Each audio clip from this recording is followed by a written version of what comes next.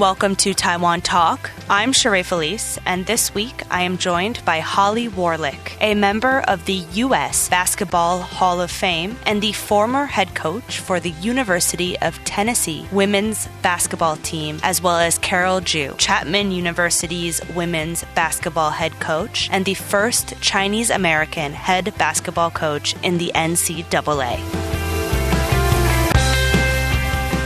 All right, so let's talk about basketball. I'd like to hear both of your backstories. So how did you guys get into basketball, and what made you want to start playing? Come from an athletic family. Sports was important. I ran track, played softball, played basketball.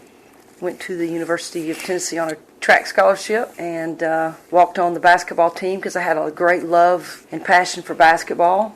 And it took for me, played there for 4 years, which led to me getting the chance to play the international level and played on the 80 Olympic team that got boycotted. And then that led me into a coaching career. So it's been kind of a dream of mine when you have the passion and you love the sport. It's amazing how many countries I've been to, how many people I've met through basketball. I've been very blessed to have that opportunity as a female and then just enjoy the time that I've had involved in basketball.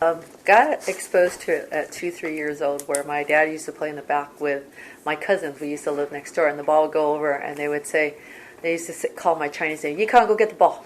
So then I started to play slowly as I was growing up at 10, 11. I didn't play on any teams, but I just loved playing with the boys. And I played through high school, and I went through a big loss my senior year, and I said, I'm going to keep playing. So I played 2 years at Division II school, Cal State LA, and I finished at Claremont McKenna. And that's where I was the accounting major. So in the mornings, I would be an accountant. And at night, my friend back at Cal State LA said, hey, why don't you coach with me? So I would coach at night with her. So after a couple of years, I asked my husband, I got married young, 23. I said, can I coach?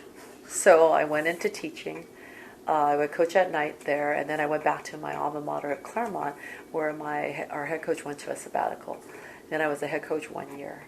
Then the following year, Chapman opened up, and I said, okay, I'm either going to get this job or I'm going to go back to business. I was thinking about opening a Jamba Juice. Well, 16 years later, I'm still here doing this. So that's how I kind of got into coaching and just started to really enjoy the aspect of coaching. And I still play.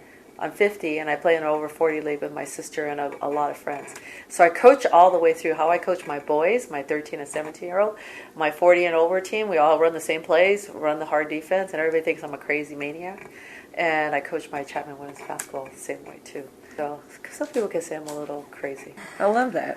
Do you guys prefer playing or coaching? I like both. That's my church every Sunday to play, or play with my dad. Or my dad's 80. He still plays. And so I try and do that with my sons, too. And that's how I met my husband. I was coaching my husband on a Chinese Rotary team. And I had a boyfriend at the time. I put the boyfriend on the team, and then we started talking. And then 2 years later, I married the guy. So I have to thank basketball for a whole lot of things. Yeah. I loved to play. I would play till my legs fell off, but they ran out of where I could go. I think right now, unlike Carol, my mind says I can do it, my body won't. But it's just fun, and coaching is a different aspect. I think playing, you don't have as much responsibility. You don't have so much things clutter in your head. You just went out there and played. So I probably enjoy playing more, but I hadn't played in so long, I kind of forgot how it See, I have to play and coach, so that's hard. When I was telling another friend, I go, can you guys coach so I can concentrate on what I want to do?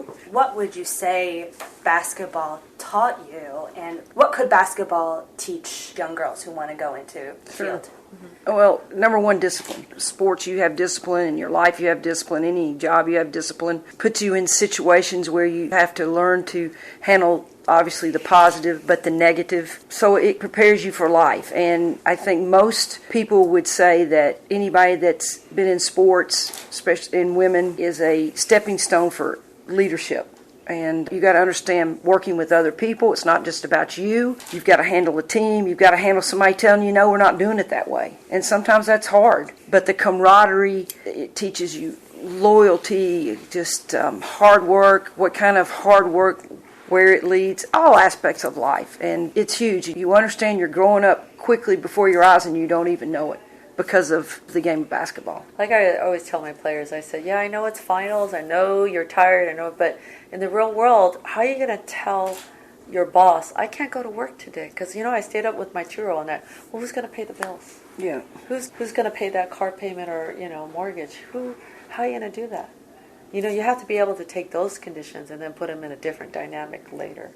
And I think that teaches a lot of aspects, as she said, it's the discipline. Mm-hmm. I had a student that came in and wanted to be pre-med, and she was getting C's and D's, and I said, you better think of another major, not medical school. She went into psychology and found her niche. And the first paper she wrote was how student athletes are best in the corporate world because of all the aspects of leadership, discipline, loyalty, and everything. Well, that got published, and she was able to read that in front of a conference. And that was one of our professors pushing her to do it. And I said, yeah, you know what? I wouldn't want you to be my doctor if you got C- and D's, right? Would you? Yeah. Right? So she found her niche. So those are kind of those lessons along the way that you learn. And it's about demand, how you juggle academics and athletics and personal life. And I think the biggest problem for young kids is time management. They don't understand it. You got to be on time. Your time is not more important than anybody else's time. Mm-hmm. So you got to be on time. You got to go to class. Just the simple things that are going to help you make a commitment. You're going to succeed. Both have reached such a level of success in this industry, but you've also both been in the industry for so long, so you've seen a lot of the changes that have happened, especially towards the treatment of women and the way women are viewed in sports. Mm-hmm. But I'd like to hear some of the challenges that you guys have seen or have faced while playing basketball and coaching basketball for women in the industry. I think, first of all, opportunities. I think early on that we didn't have the opportunities to play in the bigger arena. The matter of women are not supposed to play sports, that was kind of the myth back then. And boys play sports and girls don't do that. And so you have to overcome those stereotypes. Sports should not be defined by a gender, a race. It's something that you do, and it's passionate, and it can be extremely rewarding. What advice would you give to young women now who want to get into basketball or professional sports? You just got to love what you're doing. Don't do it because mom and dad told you to do it. And I sometimes get those kind of players. Don't do that. The first thing is really love what you're doing right now. Whether it's athletics, whether it's technology, whatever it is, you got to love what you're doing.